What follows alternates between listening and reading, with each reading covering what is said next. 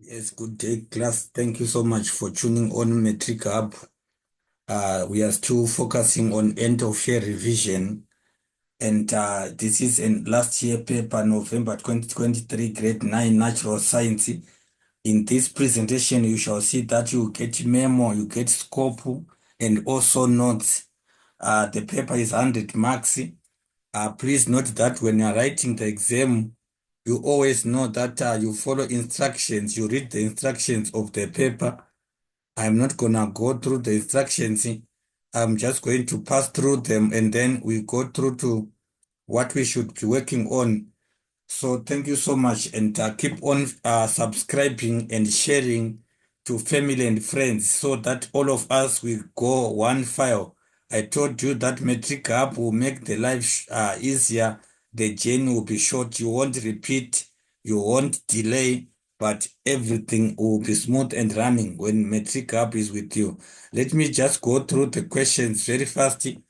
It's multiple choice section A we are starting with. So I'm just going to be marking the right answers and then we go as fast as we can just to save the length of the video. Check here. It's what happens to the molding clay when force is applied to it. You can see there is a clay there, molding clay. That's there's someone who is working with it. So when the molding clay is applied force on it or to it, what will happen? You can see as you see there is a shape that is coming up, so we can agree that the clay can be easily molded and shaped. When force is applied on the clay, it can easily be molded and shaped. So we can agree that D can give us the correct answer. That I'm sure for some of you have seen it, that clay, we can mold it and put it into any shape when you are applying pressure on, I mean, force on it. The electrostatic force between two charged objects is F. The distance between them is, the distance between them is increased. How does the electrostatic force change? So we are saying when the force between two charged objects is that, and then the distance between them is increased, how does the electrostatic force change? How does it change? It actually, the force actually decreases. If the distance between them is increased, we are saying that it actually causes the what? The electrostatic force to change. And how does it change? It decreases. It decreases, which is letter B. The electrostatic force, it decreases. It decreases actually. Uh, which of the following Which of the following is a way to reduce the frictional force between two surfaces in contact? When two surfaces are in contact, how do we reduce the friction between them? Most importantly, you should understand that lubrication is the most way, or the most uh, recommendable method of reducing friction. So lubricating the surfaces will provide a smooth running that would cause, or that will reduce the what? That would reduce the friction. So when two surfaces are in contact and they are lubricated, they actually reduce the friction between them. Hence, we say that B is right. What type of energy is converted to electrical energy in a cell? If you can check these papers class, you'll see that they are always continuously repeated. You can see that this question we have answered it so many times, quite a lot of times. Actually, chemical, what type of energy is converted to electrical energy in a cell? It is actually chemical energy. Chemical energy is actually converted into electrical energy in a cell, which is also letter B. It's chemical energy that is converted into what? Into electrical energy. Which of the following circuit diagrams represents a parallel circuit? I once presented in notes or on notes during the course of the term, where I was showing you the differences between parallel and series circuits, and also their efficiencies and their advantages and disadvantages. So please, you see that whenever this or in our syllabus, you cannot go without understanding the types of circuits. So we are saying which of the following circuits diagrams represents a parallel circuit. It is a parallel circuit. We can see that it is C, where we are saying that they are not in one line. We don't have our cells, or we don't have our power supply in one line, but they are in two different lines. So we are saying it is parallel circuit. So C is the correct answer, number 5. And then the more cells connected in parallel the dash. I'm sure this question we answered it again yesterday. The more cells connected in parallel the dash. What happens when cells are connected in what? In parallel. The voltmeter reading across them remain the same as for one cell. That is number 6. The voltmeter reading across them remain the same as for one cell. It remains the same as for one cell, which is letter D. Is letter D. And then generating electricity by means of radiant energy is called dash. By means of radiant energy, it is called solar power. Solar power is the means through which electricity is generated by means of radiant energy, which we are saying it is solar power. And then which of the following is a characteristic of lithosphere? Lithosphere, which of the following is a characteristic of lithosphere? It moves as one solid. Lithosphere moves as one solid, which is A straight is the right answer. A. Stars can be classified according to their color or spectral class. Which of the following characteristics defines the younger star? The younger star, I'm sure again, even in the pilot exam, which was set this last year, you saw again this question was set there. So I'm saying, as you revise these papers, nothing can never be difficult. So which of the following characteristic defines a younger star? A younger star is defined by red and what? Which is what? Which is letter C. It is red and what? Give the correct scientific term for each of the following descriptions. You write only the term in the spaces provided. Understand the instructions. Class again. You need to understand the instructions. A conductor that opposes the flow of electric charge, we call that a resistor. A resistor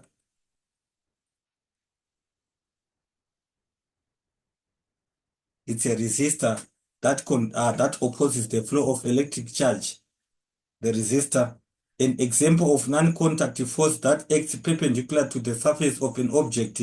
I'm sure yesterday, remember, we saw it again on the question that was there, where there was some item that was placed on top of a table. So an example of a non-contact force that acts perpendicular to the surface of an object is gravitational force.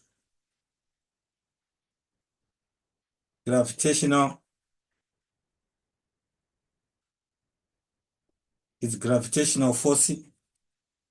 And then the wire connected to a metal casing of an appliance. Remember, that is called an earth wire, which I'm sure that if you remember the three pin plug, or the three pin plug, where I was illustrating that we talked about the different wires, live wire, earth wire, and what, and then I was saying the functions of each of them. So again, this you need to understand the function. So the wire connected to the metal casing of an electrical appliance, it is the earth wire.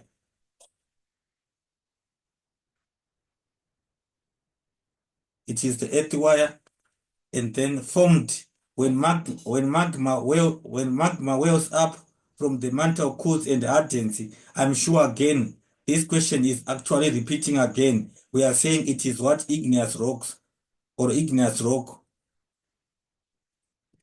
It is formed when magma wells up from the mantle, cools and hardens. Igneous rock. A massive discharge or release of electrons between a thundercloud and the ground.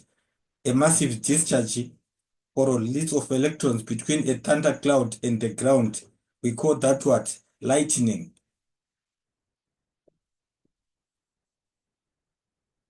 Lightning. And a mixture of gases held around the earth by gravity. That is atmosphere. I'm sure you remember that atmosphere. We are saying it's a mixture of gases held around the earth by gravity. It is the atmosphere. The atmosphere is a mixture of gases held around the earth by gravity. And then let's just quickly go to the next question.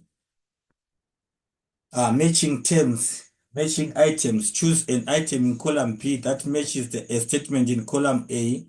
An item in column, an item in column B that matches a statement in column A. Write only the letter next to the question number in the spaces provided.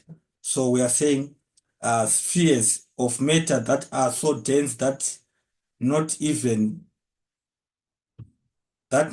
light can escape their gravity.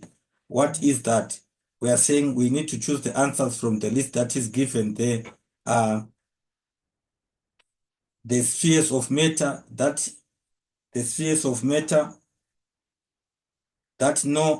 are so dense that not even light can escape their gravity.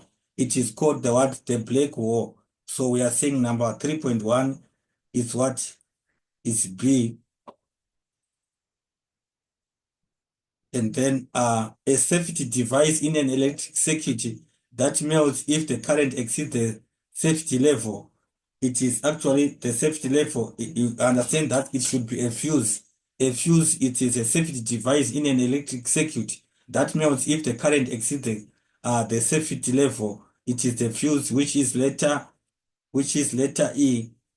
It is the fuse.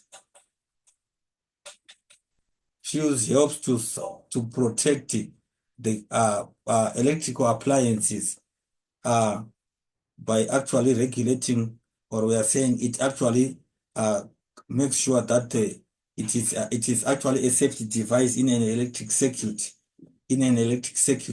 Which sometimes we are saying when power is too much, when the power exceeds, it is the one that is bent. And then number 3, type of force responsible for holding objects together. Forces that are held together. We are saying type of force type of force responsible for holding objects together. It is what? The type of force that is responsible for holding objects together. It is tension force, which is A. Number 3.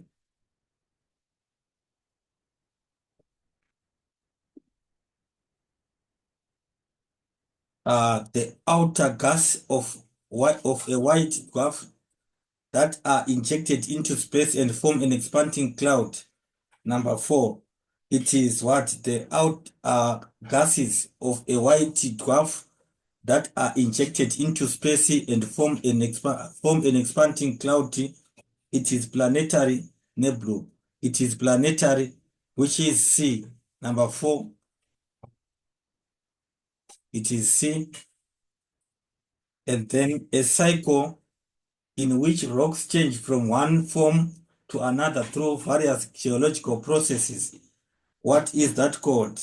Which is, we are saying a cycle which rocks change from one form to another through various geological processes. It is obviously, as you can see, the rock cycle can actually explain that, which is D, a rock cycle.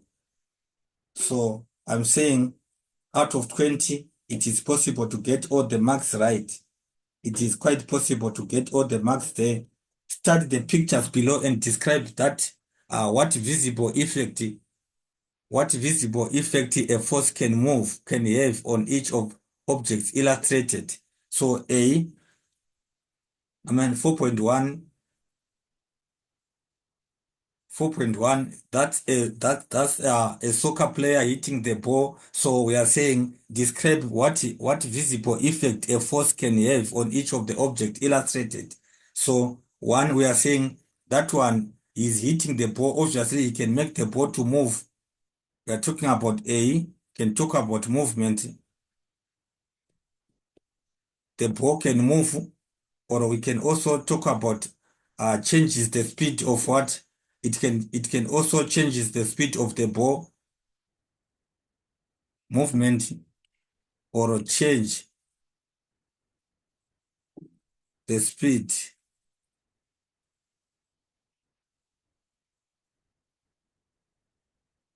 It can change the speed of the ball. B, it's a cane that is being squashed. A cane that is being squashed. What is what happens there? Well, obviously, when force is applied, it changes the shape of an object. As you can see, the shape of an object changes the shape of an object. It changes the shape of an object.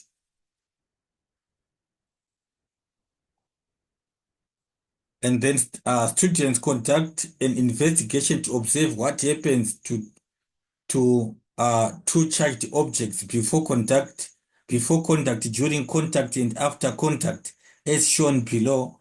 One is positively charged and the other is no charge. So we are saying an investigation to observe what happens to two charged objects before contact, during contact, before contact, during contact, and after contact. One is positively charged. One is positively charged and the other is no charge. So we are saying before we are given there, and then during, as well as uh, after, far away.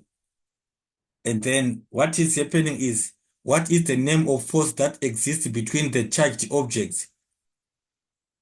I'm sure I remember that we were talking about the electrostatic force when it is charged, when something is charged. So what is happening is that, what is the name of force that exists between the charged object?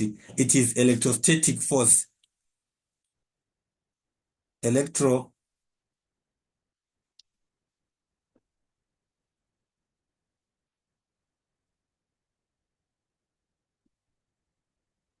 electrostatic, electrostatic force.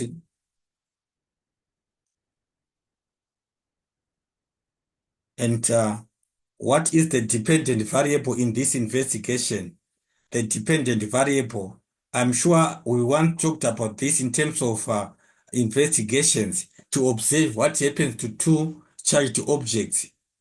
Uh, to observe what happens to two charged objects before, during, and after contact. So what is the dependent variable in this case? So the dependent variable is actually the type of force, the type of force.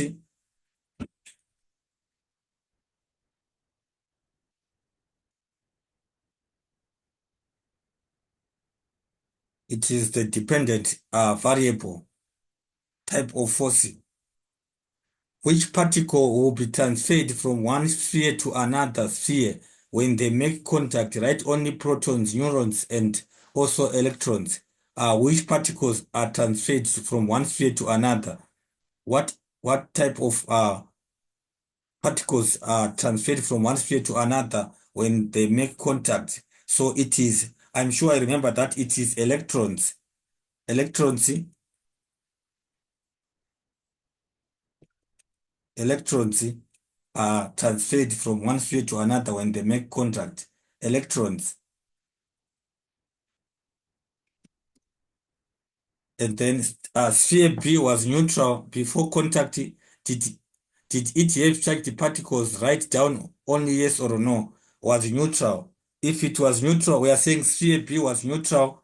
Did it have charged particles? Right, yes, or and it is yes, because we are saying neutral does not mean to say that it does not have. So we are saying before contact, it was neutral. I mean, did it have charged particles? Right, yes or no? It is yes. Yes, it has. It have charged particles.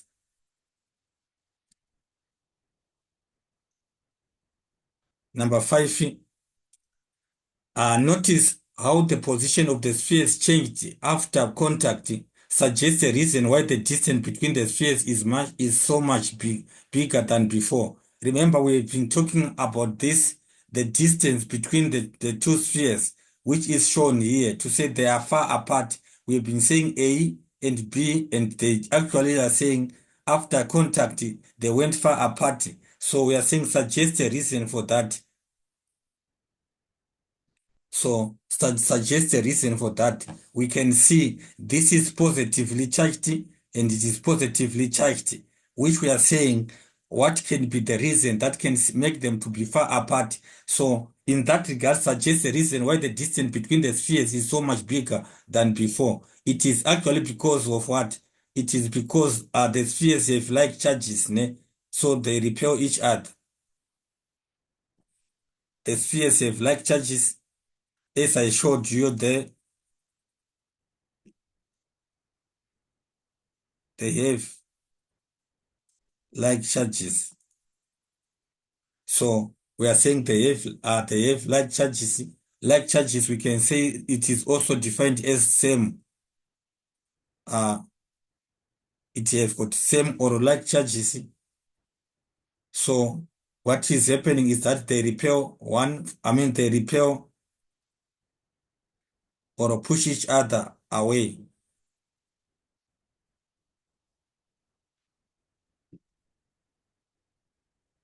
They repel or push each other. I'm sure I remember the issue of magnetization to say that like poles they repel each other and like poles they attract each other. So the spheres, as you have seen there, I showed you that both of them have got positive charge. They are positively charged. So because of contact, they cannot pull each other close, but they will what? They will repel each other away because they have same charges. And then two magnets are placed so that they are not pole are facing each other. We have got two magnets that are placed so that they are not pole are facing each other. And then uh, is the force that we are saying these are the magnets which are given there. They are not poles are facing each other. Is the force that the two magnets exert on each other a field force or a contact force? Remember that it is a field force that is operating between these two. It is a field force.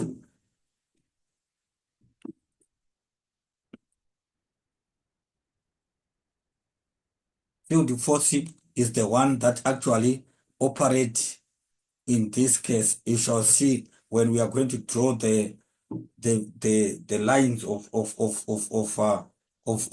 repulsion and stuff. So draw a magnetic field, draw a magnetic field line pattern that can be observed between the two north poles of these magnets in the space below. So we can just draw it.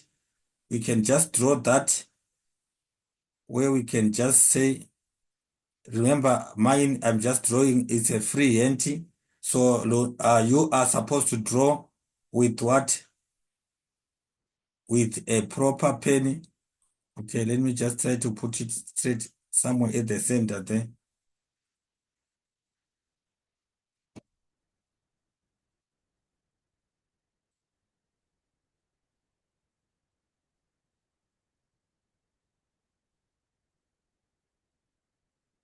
I'm gonna just try to label our two north poles that are facing each other, and then we need to understand that we have got our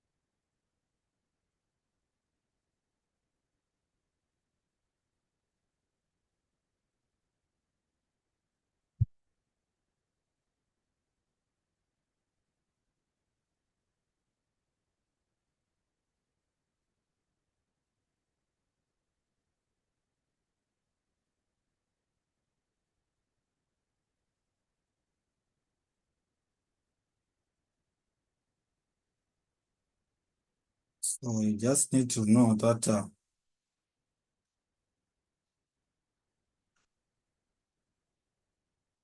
these lines,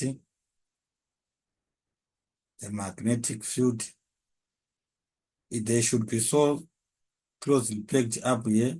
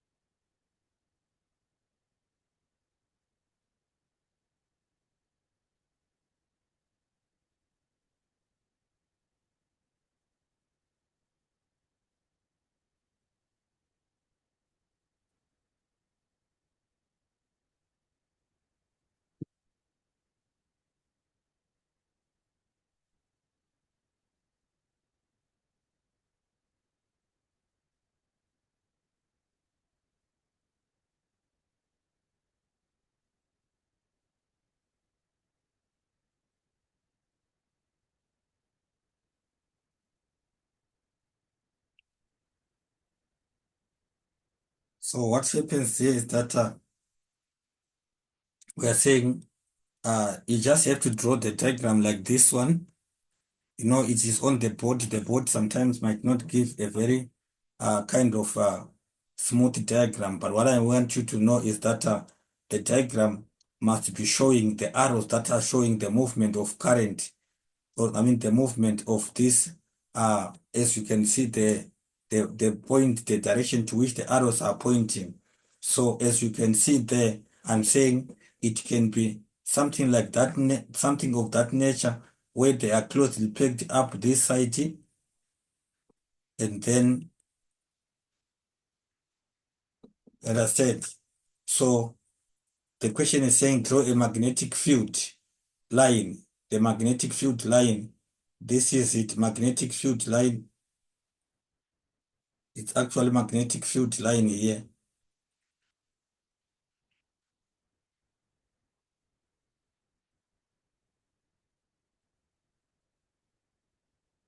So that is it. So the next question is saying, let's just quickly go to the next question.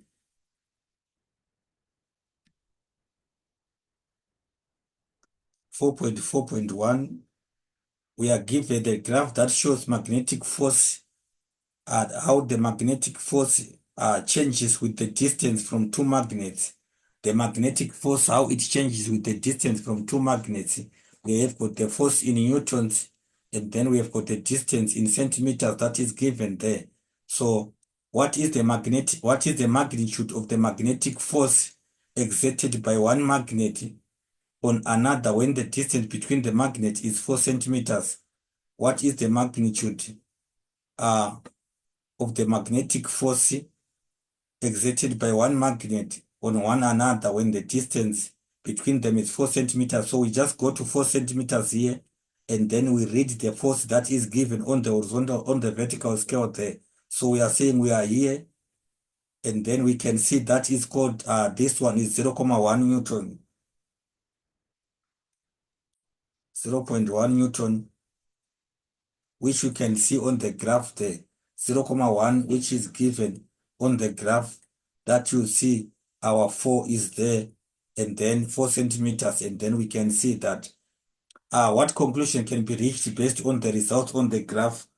With the results on the graph, we can see that the distance, as the distance increases, with the distance increases, we are also seeing that the force also the force also decreases. At 0, we are saying it was something like 4.9 or something, 4 something, and then it goes from 2 centimeters, 0.2 something. At 4 is 0.1.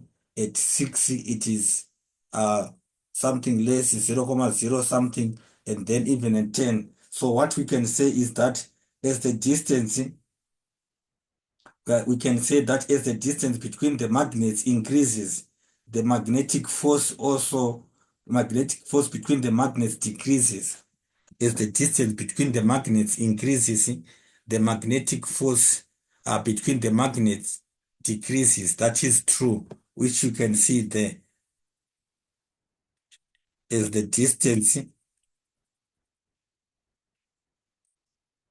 between two magnets,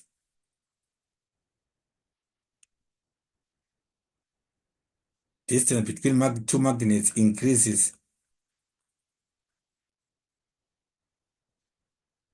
we can increases between them.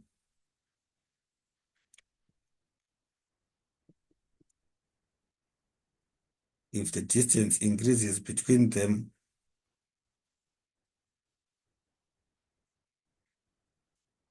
the magnetic, we are saying the magnetic force between them decreases.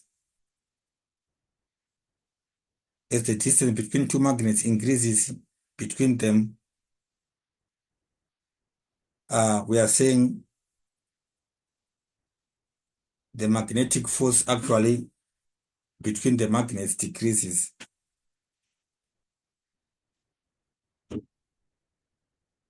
Magnetic force between the magnets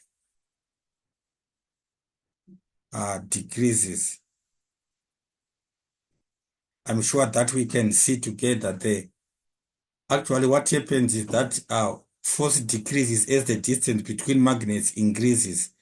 Force decreases as the distance between magnets increases. That is exactly what we are saying. Force decreases as the distance between magnets increases. The force decreases. As you can see, the force decreases.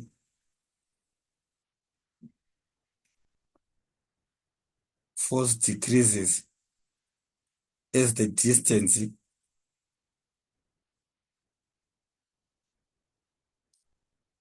between two magnets increases. as the results or as the conclusion of this investigation. Force decreases as the distance. It decreases as the distance between the magnets increases.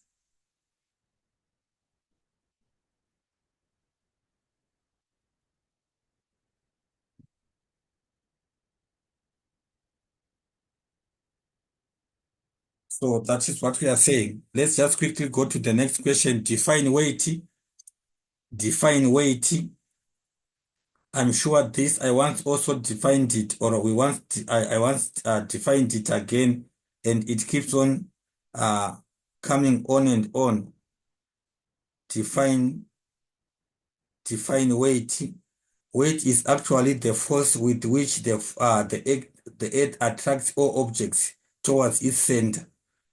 It's the force with which the earth attracts all objects towards its center. That's what we can say. That is what we can say force is, or it is force exerted on the mass of the body by gravitational field. Weight is the force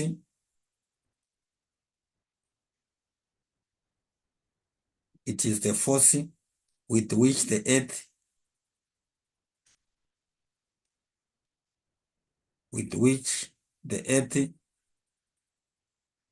uh, attracts all objects. Attracts all objects. Attracts all objects towards its center.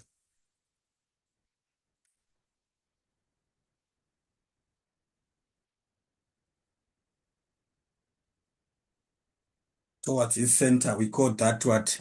That is weight. Force with which the earth attracts all objects towards its center. We call that what? Weight. Number question 5.1. It's a cells and energy resistance. Cells and energy as well as resistance. Grade 9 learners investigated the effect of length of a conductor on its resistance. You see, this question is keeping on popping again. And study the information and answer the question that follow. Grade 9 learners conducted the following experiment. They wanted to investigate the effect of length of a conductor on its resistance. They used a cell, light bulb, an ammeter, and 4 pieces of copper wire of the same thickness but different lengths. Okay, you see the lengths are given there, 0.1 meters up to 0.5. Procedure: set up the above components in a circuit using the conductor at a time. Close the circuit. Use the ammeter to measure the current for each connected conductor. The following table shows the results of the investigation. We are given that current, length of the conductor current is 0.43, and then at 0.5 meter we have got 0.18, and then the question is saying write down the investigative question for this experiment. What is the investigative question that we can give to this question, to this experiment? So we can actually agree to say that how will the length of the conductor affect resistance? Because we are given length of different conductors there and then the resistance. So I can say the investigative question is how will length of the conductor, how will length of a conductor actually affect its resistance?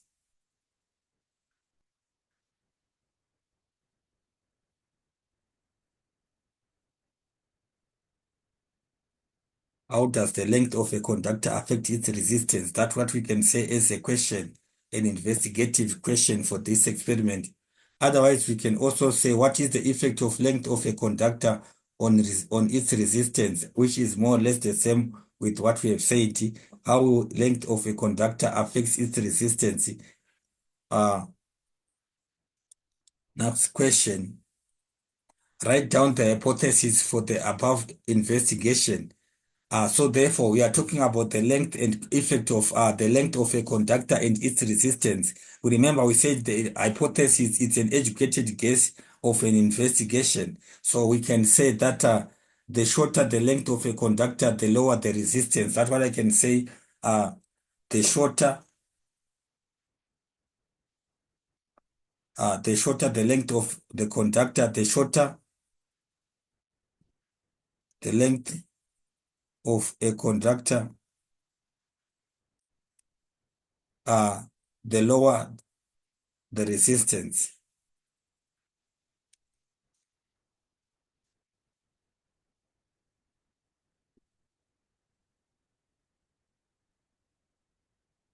The lower the resistance.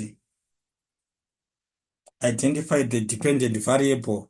Questions such as this one's class, you can see that we keep on coming back to questions of dependent and independent variable, but mostly there is that question which will come on dependent and independent. So in terms of this, we can say the dependent, what is depending? Resistance of a conductor, it is dependent on the length. Resistance of a conductor,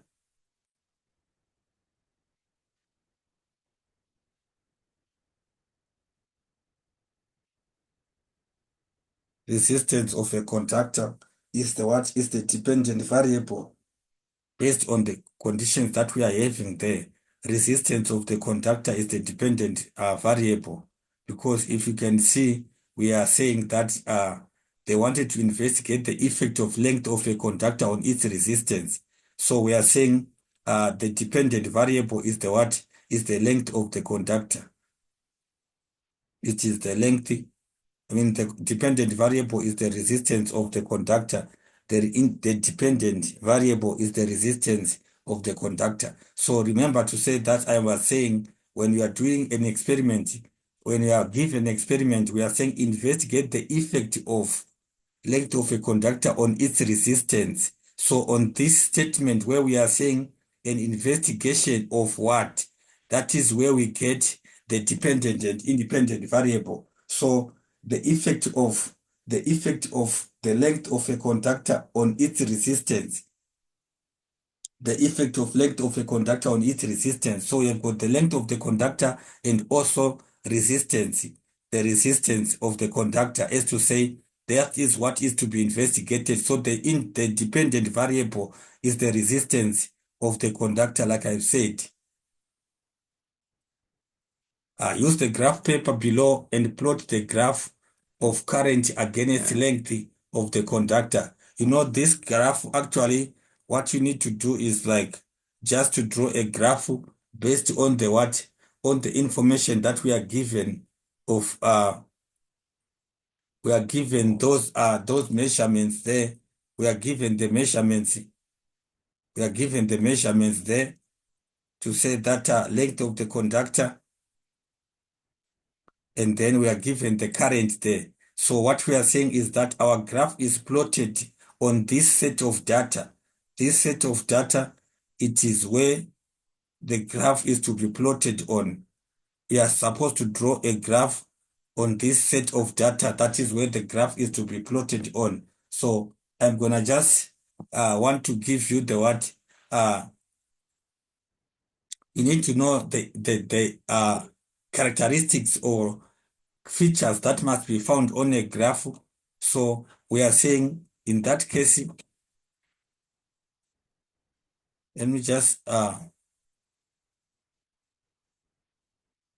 so we are saying the title is we need to give to say graph of current against length of conductor, graph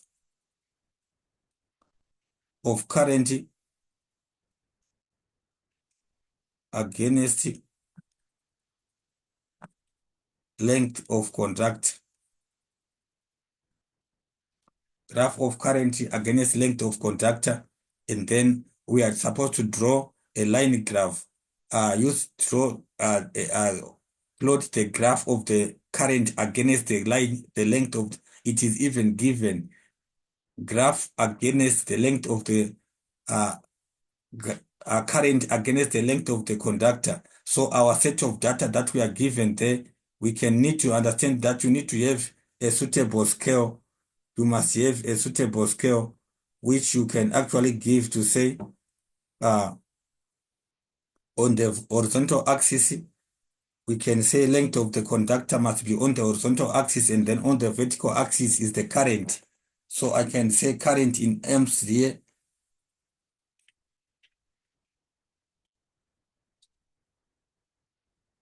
Current which is given in amps, and then I can just maybe tell you that on this horizontal we have got the length of the conductor in meters.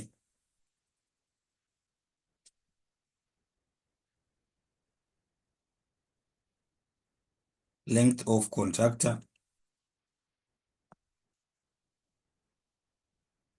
Length of conductor, which is also in what?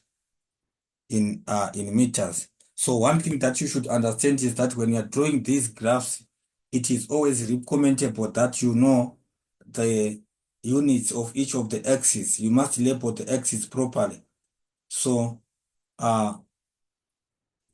you must label the axis properly. That is one key thing. I can give to say from here,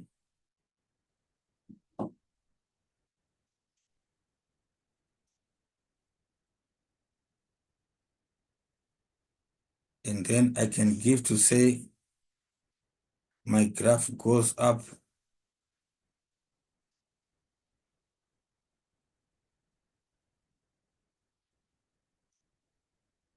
zero, and then I can say 0.1, 0.1, 0.2. After every two lines, 0.1, 1, 2. I'm saying 0.1, 0.2, 0.3, 0.4, 0.5. So I'm saying I can just after every 0.1 here, 1, 2, and then 1,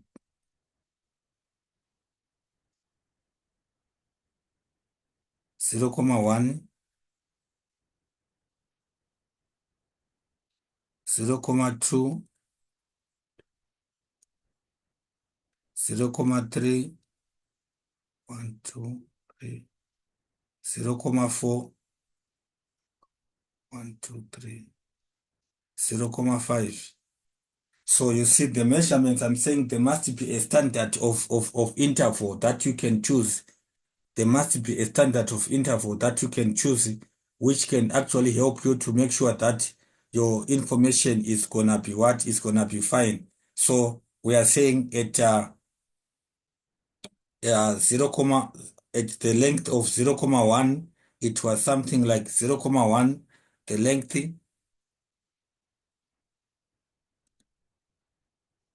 0.1, the current, 0.1, the current is 0.43, 0.1, the current is 0.43, 0.1, 0.1, the current is 0.43, 0.4, so 0.5, 0.45, 0.43 should be somewhere there, 0.43, and then the other one is 0.35 on 0.2. 0.2, it gives me, I'm saying 0.2 is 0.35. 0.35, I can say is somewhere there. 0.35. And then it is 0.3. It is 0.3.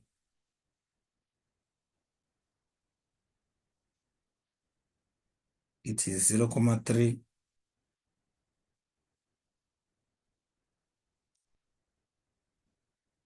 and then it is 0.4, it is 0.25, 0.4 is 0.25,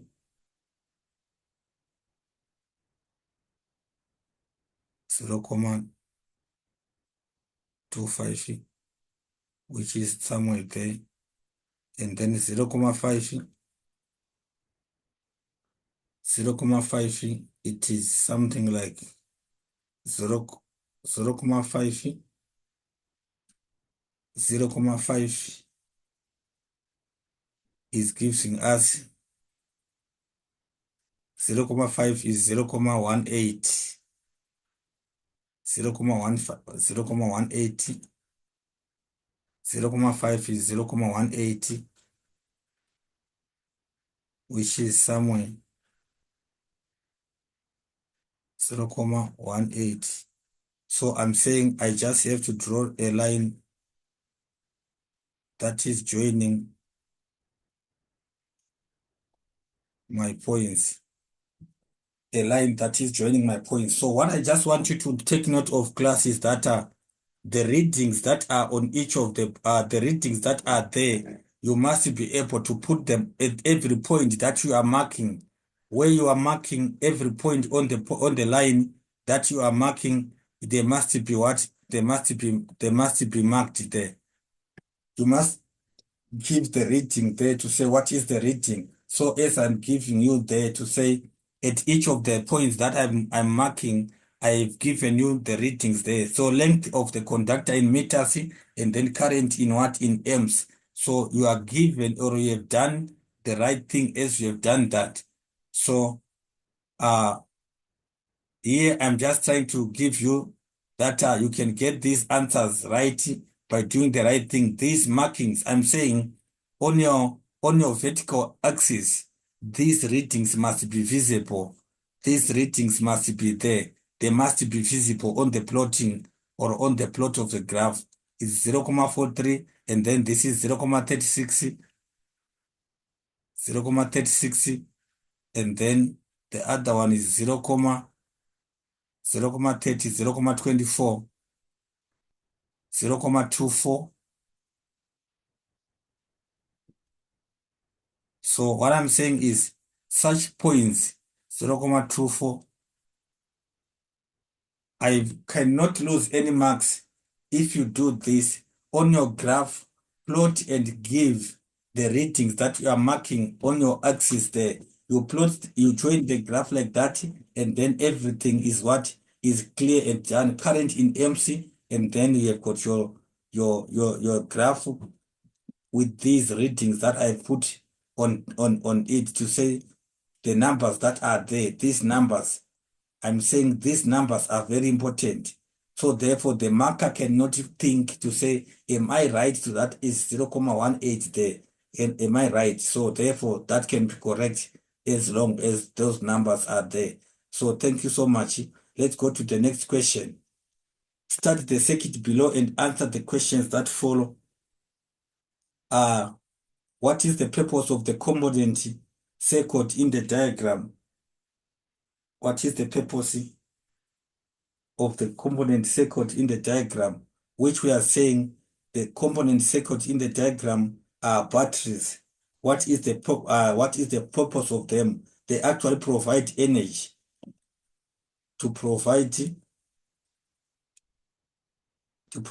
energy. They are actually important to provide energy. And then what is the value of the voltage of each cell in the circuit? What is the value of each cell? We are given that is 2 volts, and then we have got 2 batteries there. So what we need to understand is that 2 volts divided by 2 is how you get your answer. I mean 3 volts, 3 volts, and then we're saying 3 volts divided by what? Divided by 2 is equals to give you 1.5 volts. That is what you mean to say that That is the answer for each the voltage of each cell is 1 comma 1 comma what 1,5. 1,5 is the voltage of each cell. State an example of a safety device that can be used in our homes in the case of electrical overload. In the case of electrical overload, I'm sure that we have seen of the circuit breaker. We use circuit breaker.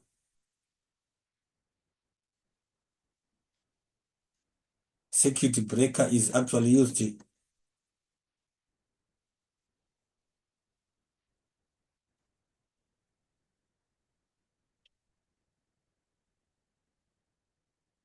It helps in terms of overload, circuit breaker.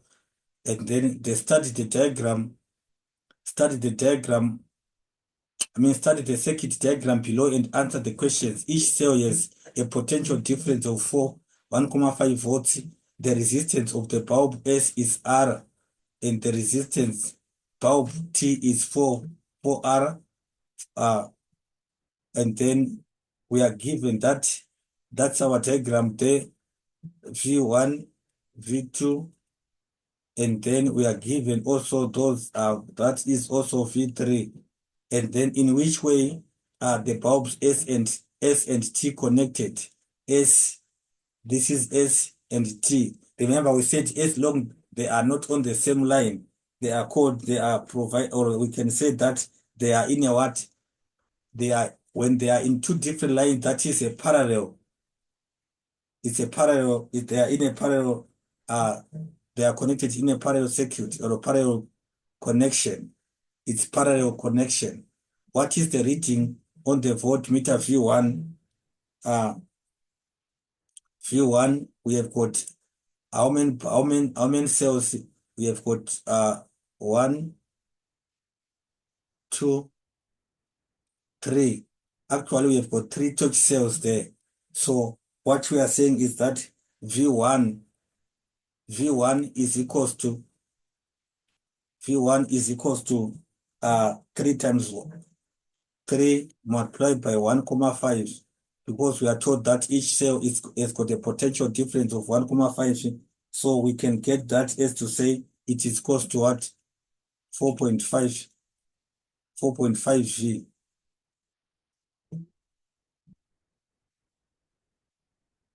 4.5 V. What is the reading of V3?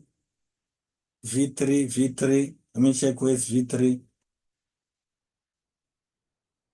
Remember to say that we are saying their potential difference. We are saying they are in what? We are going to see that the potential difference remains the same. So it is going to give us also what? It's going to give us also 4.5. It is 4.5 volts also. Which bulb will glow the brightest, S or T? Which bulb will glow the brightest, S or T? S or T? We are having S or T there. We are saying S or T. It is S that can, it is S. We are saying which bulb will glow the brightest, S or T. We are seeing that S, it is S. S will glow the brightest. What will happen to the reading on an ammeter A1 if bulb T is switched off? If bulb T is switched off, we are saying what will happen to the reading on ammeter A1 if bulb T is switched off. If bulb T is switched off, A1, if bulb T is switched off, if T is switched off, actually the reading on A will decrease. The reading on A will decrease if T is switched off. The reading on A1, we are saying the reading on A1, it will decrease if T is switched off.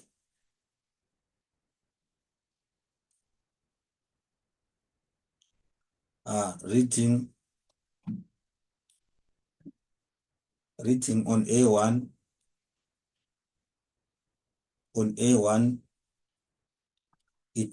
reading on A1 will decrease.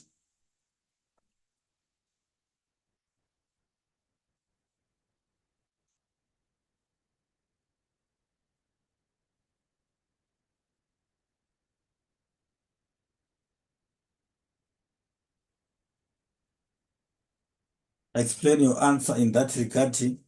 So we are saying if T is switched off, if T is switched off, if T is switched off, there are less resistors in the parallel.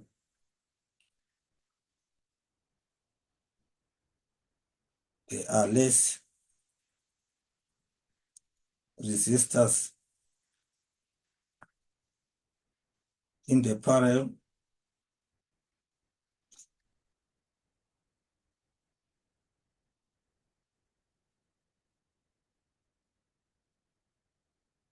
Less resistors in parallel. There are less resistors in parallel. Therefore, what happens is that therefore the total resistance in the circuit will increase. Therefore,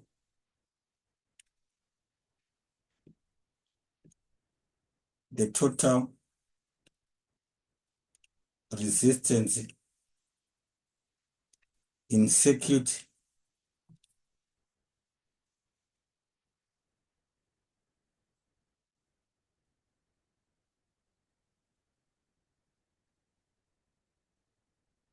it will increase. Total resistance in the circuit will increase and the total current will decrease. And total current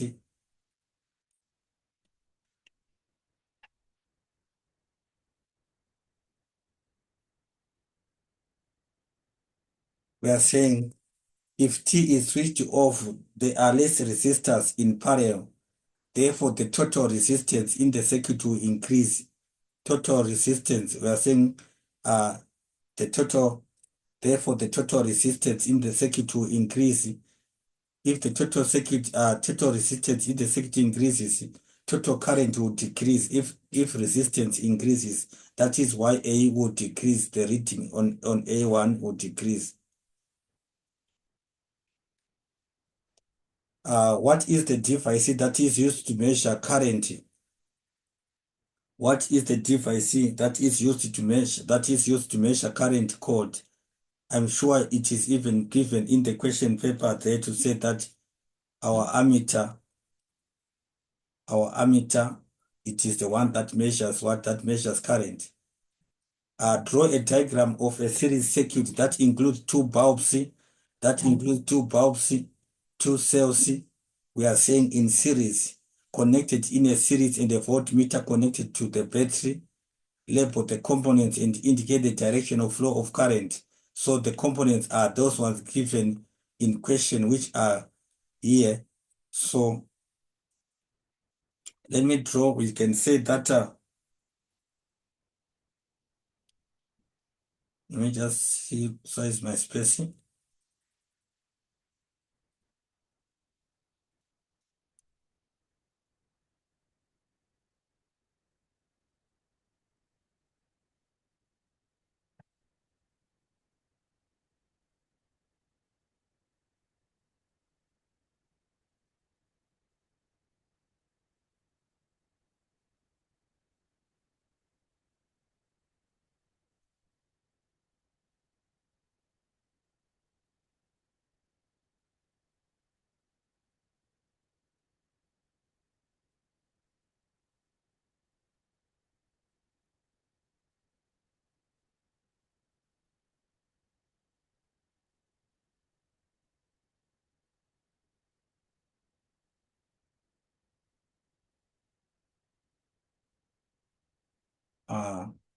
We are told that there should be what? There should be two cells.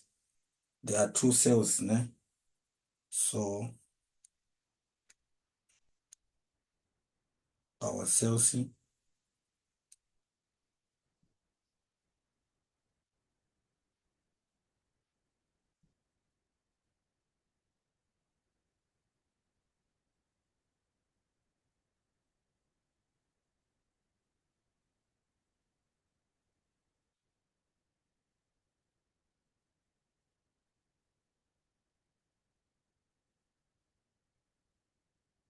And then we must put also the voltmeter there.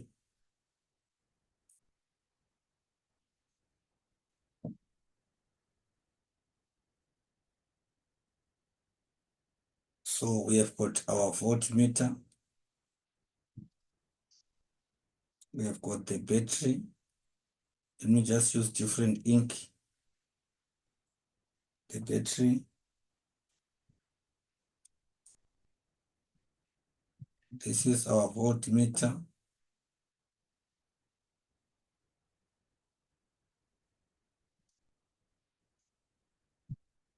And then we can also say we say that is the battery here. And then we have got our closed switch, of course, here. Closed switch. And then we have got our connecting wires are these ones.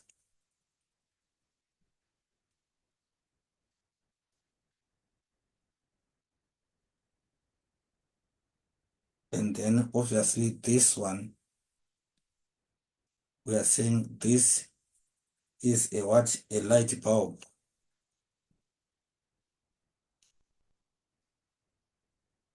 That is a light bulb there.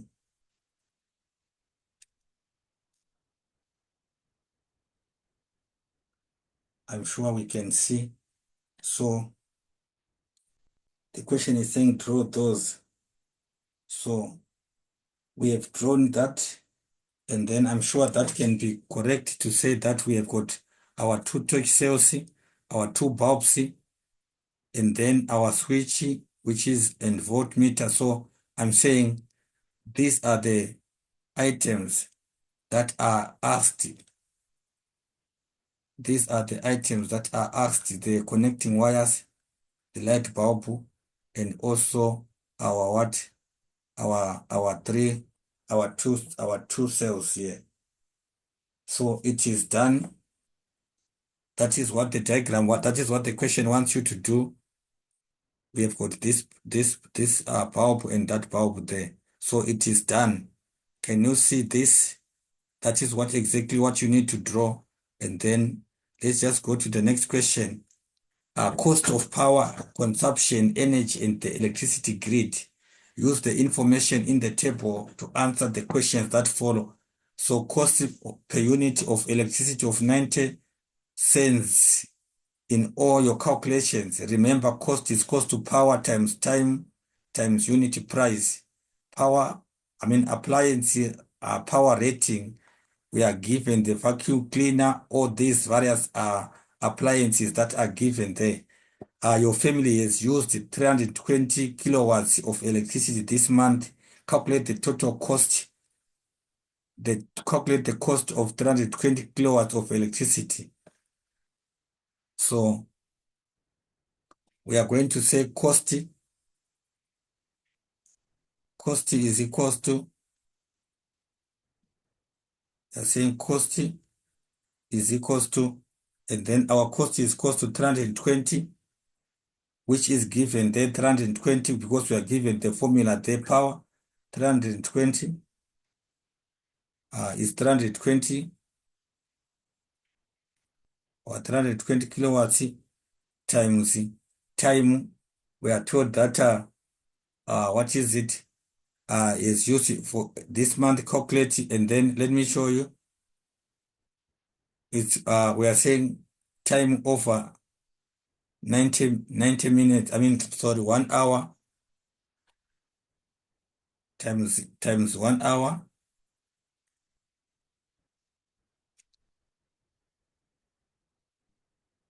and then multiply by the cost, which is 90 cents given there, times 90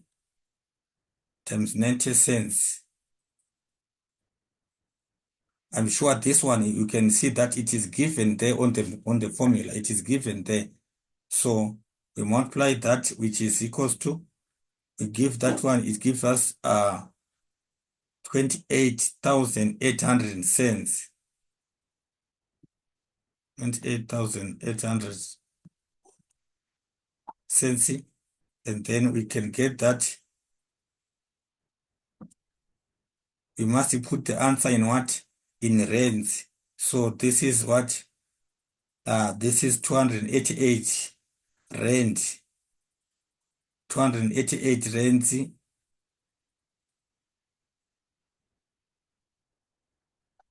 200.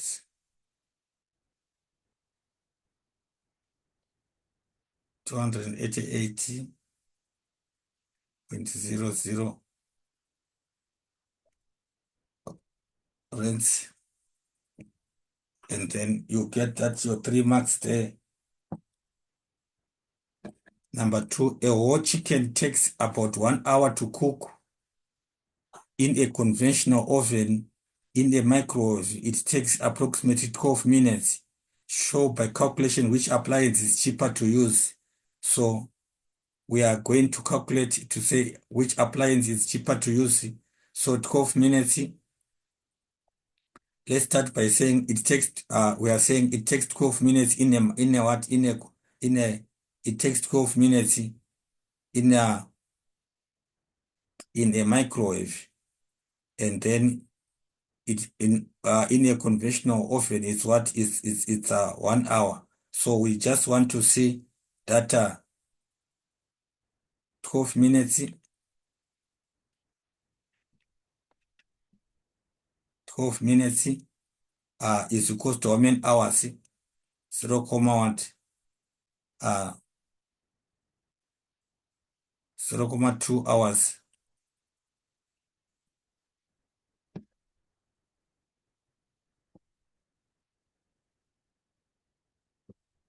And then we are saying 1,360 watts is equals to 1.36. We are actually just showing these units, converting the units into to same units. And then 6,000 watts. 6,000 watts is equals to 6 kilowatts.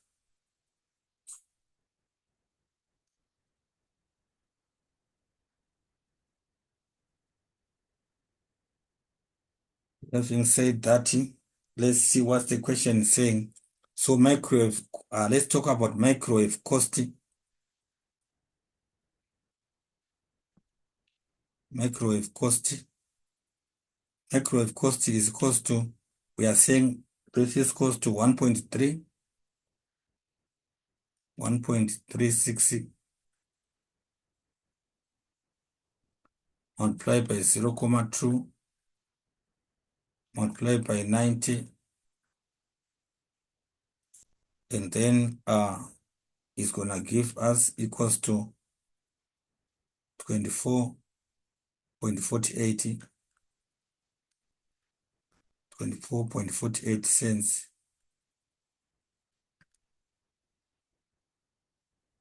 which is equals to approximately, we are saying 0.2, which is equals to actually 24 cents.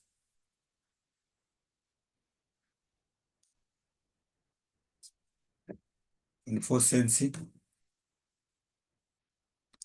And then conventional oven,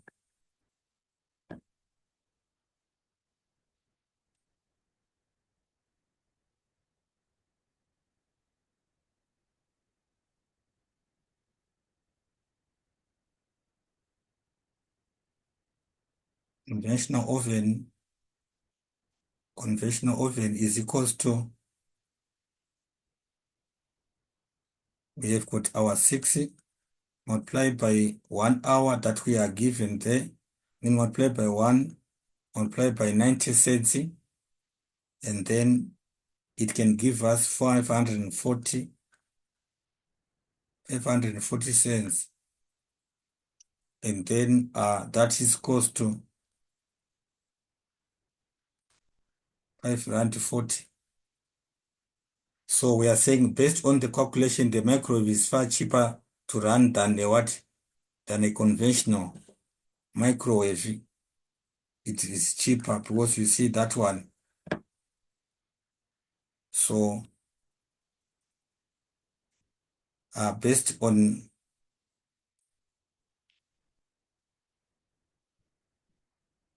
calculations,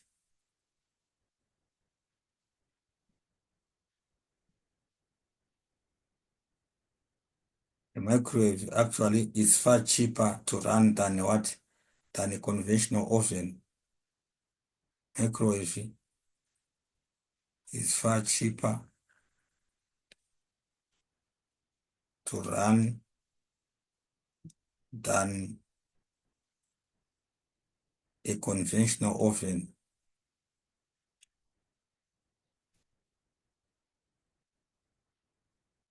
which we are given. This is given, or we can get that by seeing the values that we are comparing there. 5 rand conventional oven is 5 rand 40. Microwave is 24 cents. Understand? I'm sure that we can see. And then the next question is saying, we are saying ESCOM power alert advertisement. Electricity usage is too high. Reduce your electricity usage now. Just switching off all those other appliances. What seemed to be the problem in the national grid when this alert is shown? It is actually showing that demand for electricity is also sometimes too high. When demand for electricity actually is too high.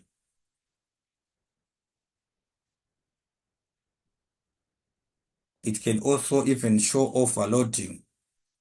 That is one, two. It can also show overloading or overload.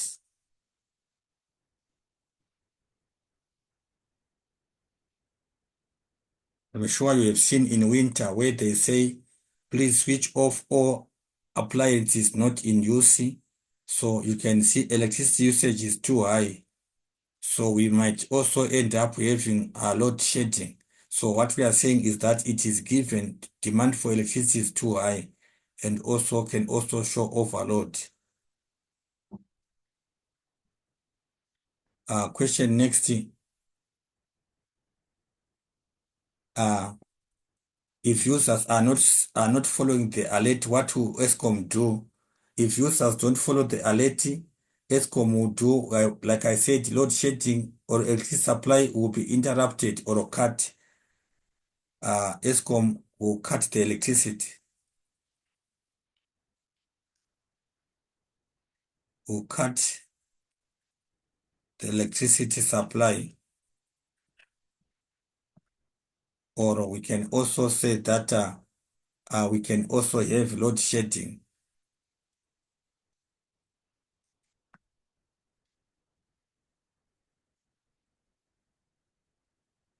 That's what happens when people, they don't follow the instruction because they would want to ensure that the continuous supply, or they want to ensure that they cannot strain their power generation, so they will also share the electricity across the places.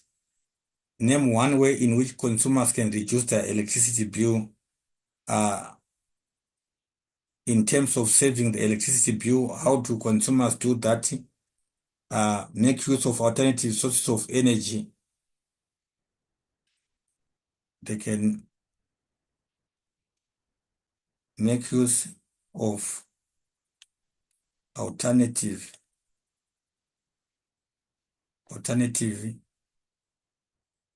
sources of energy.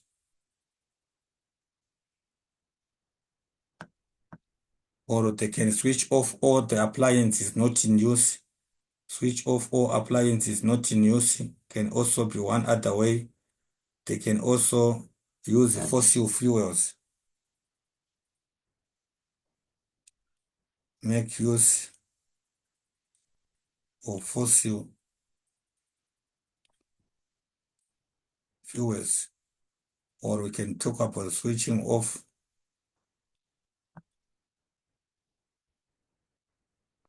appliances when not in use.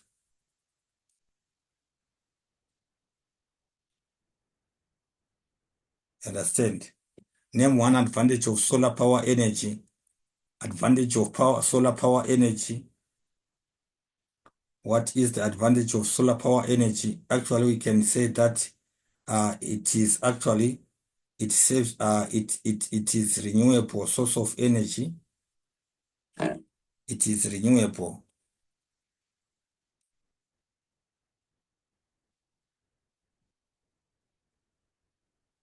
It is a renewable source of energy.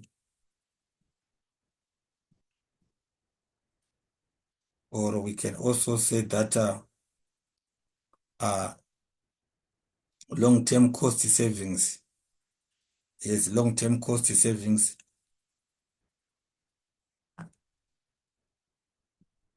Long-term cost savings. Another question. Question 8, spheres of the Earth.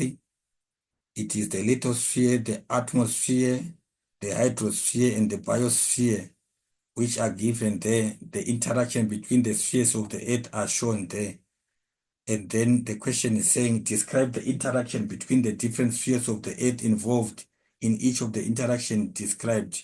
So, I mean, describe the interaction between the different spheres of the Earth involved in each of the interaction described. So question 8.1 is saying caves form in limestone rocks when the rock is dissolved by rainwater that has become a weak acid.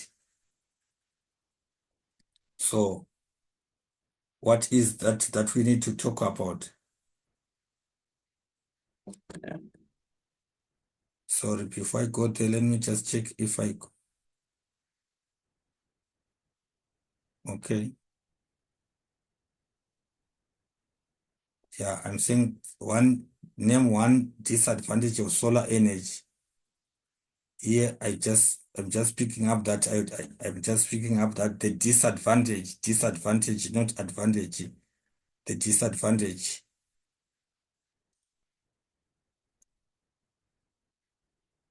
See, the issue of being fast again, sometimes the disadvantage, the question was the disadvantage.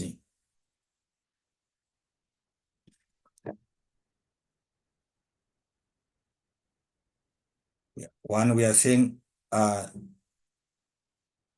it is sunlight dependent. It is sunlight.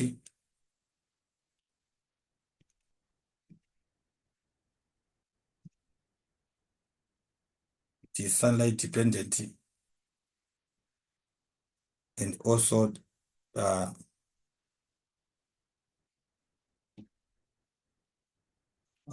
which makes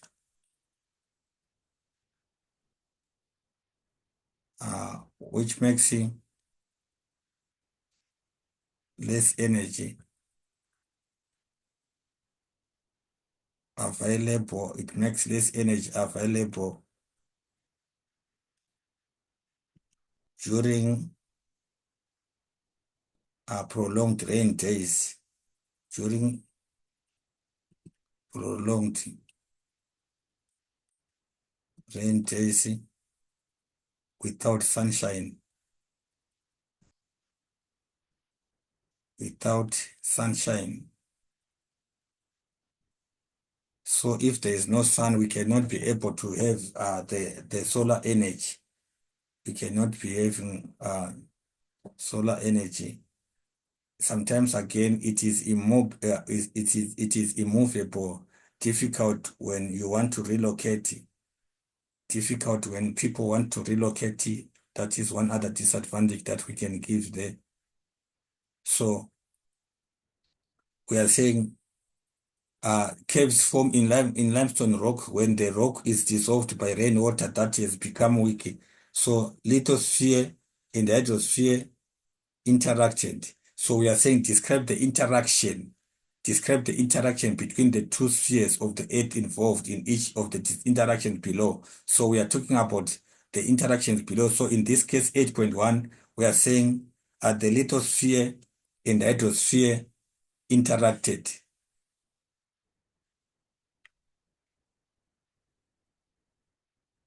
The lithosphere,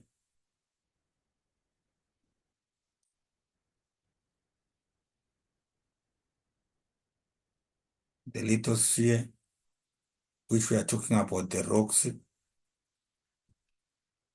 and the hydrosphere,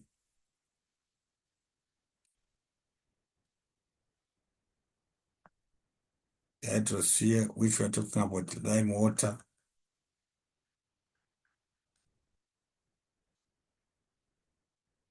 interacted.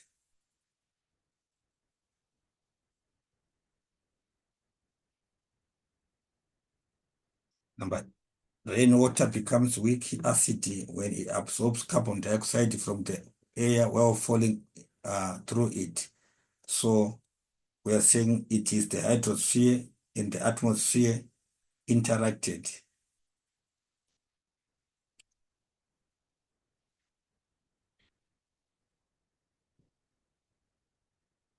Hydrosphere,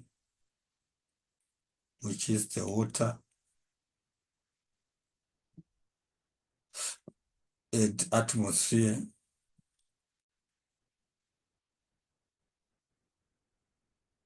carbon dioxide.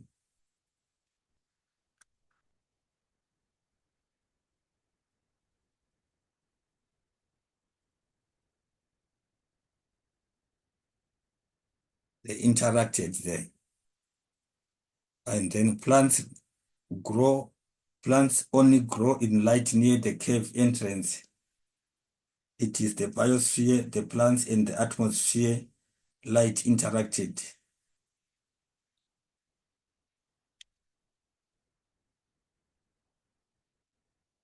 It is the biosphere,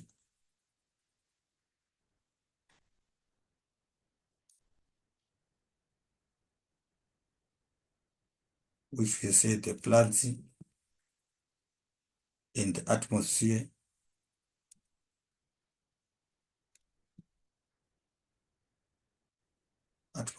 which we are saying the light, they do interacted. So the question you need to understand that they just want you to know which spheres are interacting. You understand? They want you to understand which spheres are interacting. So we are saying in each of the scenarios, these are the spheres that are interacting. The biosphere and atmosphere are interacted in that case. So let's just go to the next question. How do layers of the earth and their composition affect the occurrence of natural resources such as minerals, oil, and gas? So what we need to understand is that we are saying minerals and other resources are often found within the Earth's crust, which is actually composed of solid rock. Therefore, we are saying oil, gas, on the other hand, are actually found in the Earth's Earth's upper mantle and are brought to the surface through the geological processes such as the tectonic activity and volcanic eruptions. That is what we need to talk about here. So we are saying uh, minerals, and other resources.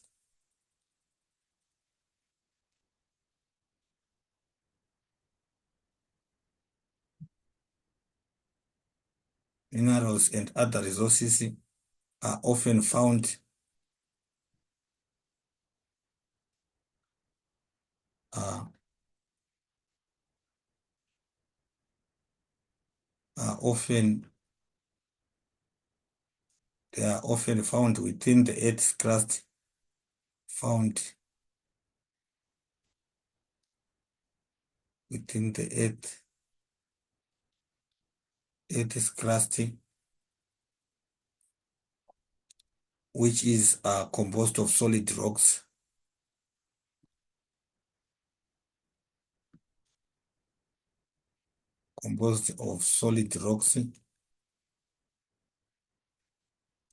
which is composed of solid rocks.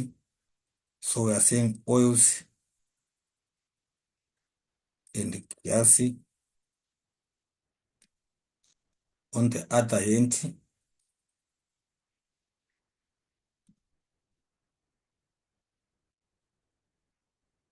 are found in the earth.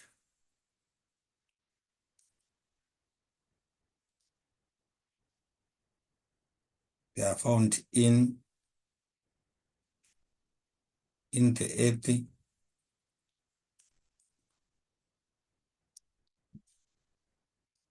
They are found in the earth's upper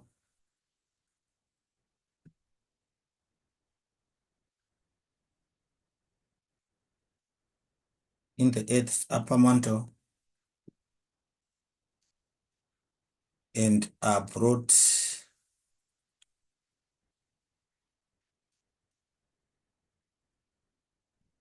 to the surface through geological processes.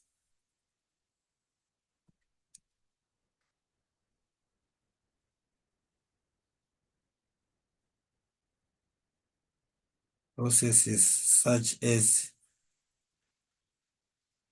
plate tectonics, such as plate tectonics and volcanic eruptions.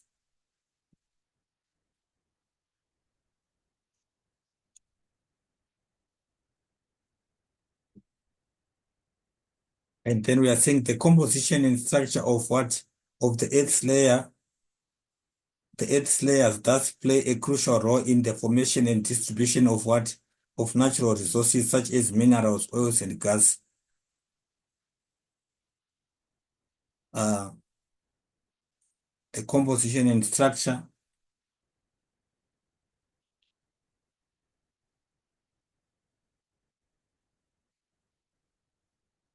composition and structure of the Earth's layers. Composition and structure of the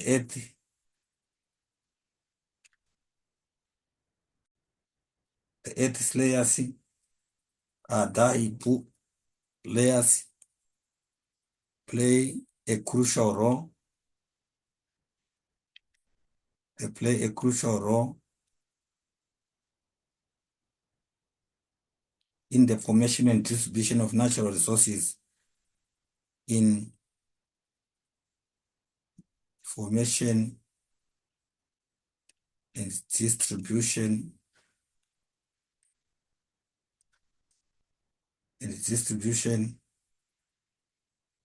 of natural resources, distribution of natural resources, such resources as resources like minerals, oil and gas, like minerals, oil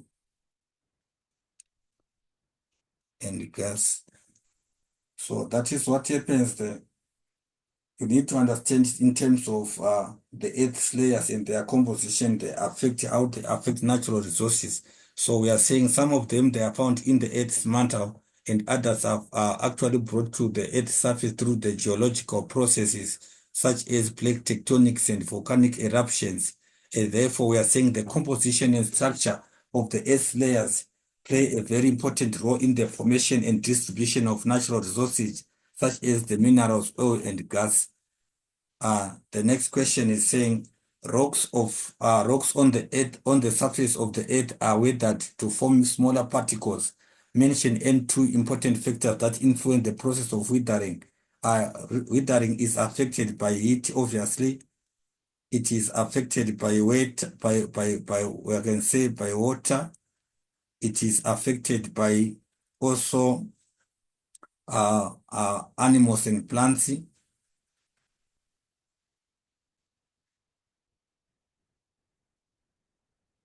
And then it can also be affected. We are saying this is water here, classic, and it is also affected by what? By temperature.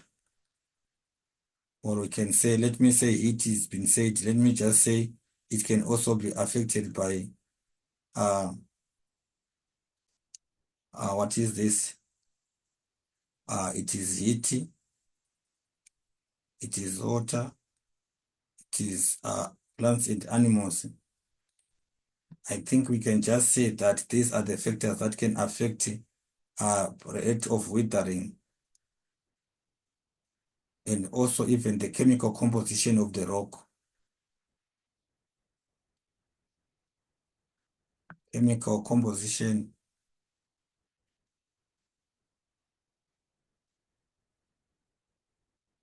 of the rock itself. And then which natural process produces the gas found in the atmosphere that absorbs and re-emits the energy radiated by the sun? Which natural process, 8.4, which natural process produces the gas found in the atmosphere that absorbs natural process? Which natural process produces the gas found in the atmosphere that absorbs and re-emits the energy radiated by the sun? It is what? The greenhouse effect. Greenhouse effect is the natural process that produces the gases. And then what is the advantage of natural process on the earth? The advantage of this natural process for life on earth, it actually makes the earth habitable for life. The earth becomes warm.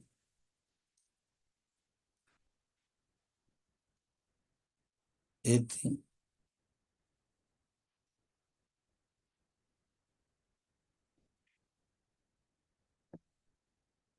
becomes warm,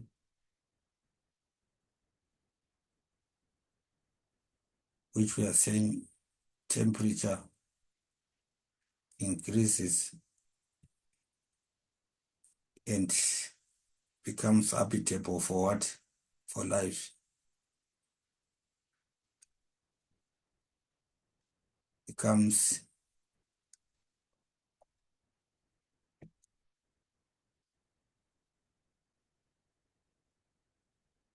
conducive for life of living things. That's what we can say there.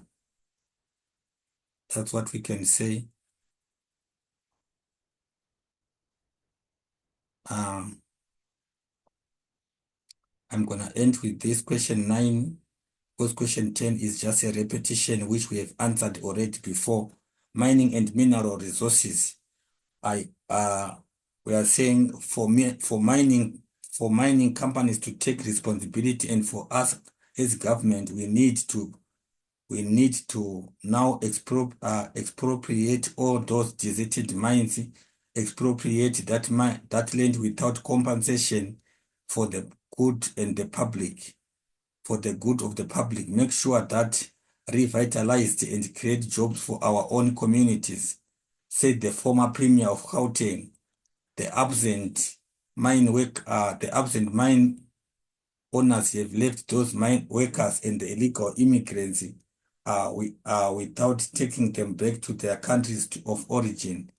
It is exploitation that has been going on here. We are here to say we cannot live under reign of terror And earlier, the ANC said it would be protesting outside the Krugersdorp Magistrate Court on Wednesday morning as the arrested illegal miners appear.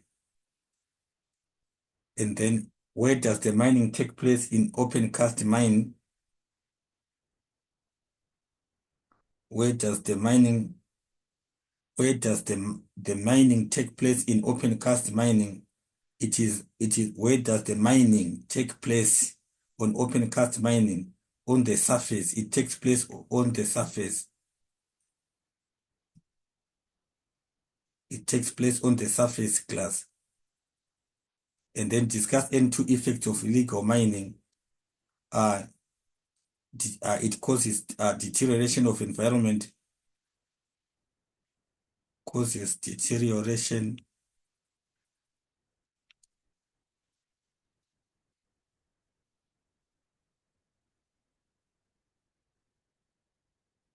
of the environment. We can also say that these are through deforestation, pollution, and also it can also contribute to high crime.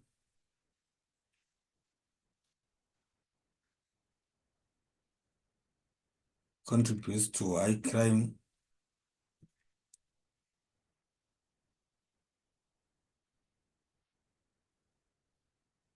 High crime rates. So in terms of the environment, we are talking about the issue of deforestation, the issue of pollution of water resources, the issue of what to call improper dumping of waste and so forth. What encourages illegal mining in South Africa? One, high rate of unemployment.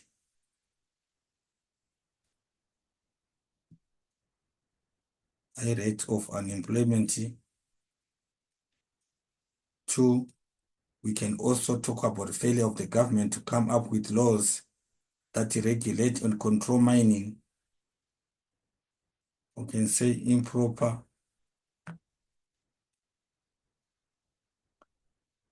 government policies. Improper government policies or legislation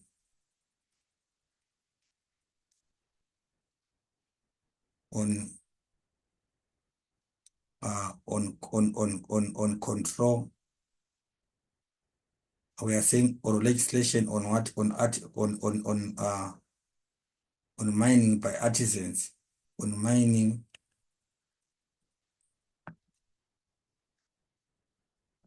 by artisans.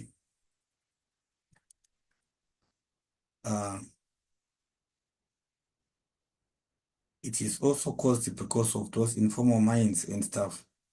Number four, in which way is illegal mining dangerous in South Africa? It actually causes underground fires and explosions. May cause underground fires and explosions. Explosions that can kill people.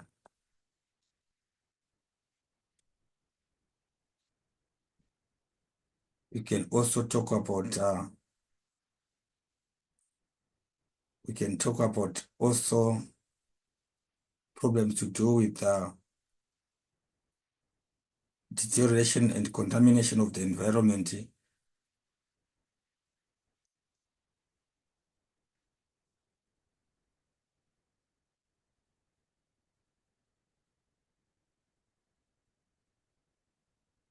And contamination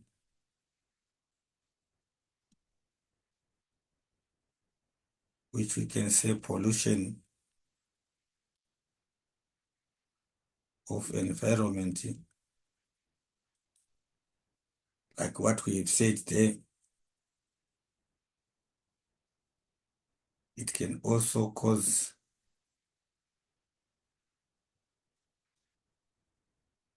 uh,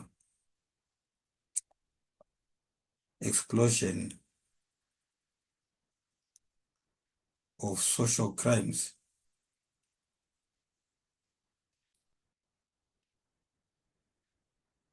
like killing of people,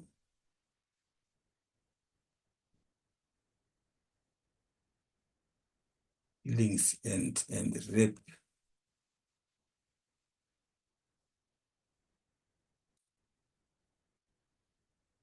people. So we are talking about such problems that can also be serious crimes that we can also talk about. I know, I think we can end here. Thank you so much for your time, and I hope that these notes can be able to help you to pass your final exams. Have a beautiful day and keep connected. Don't forget to subscribe and share. Don't forget to subscribe and share.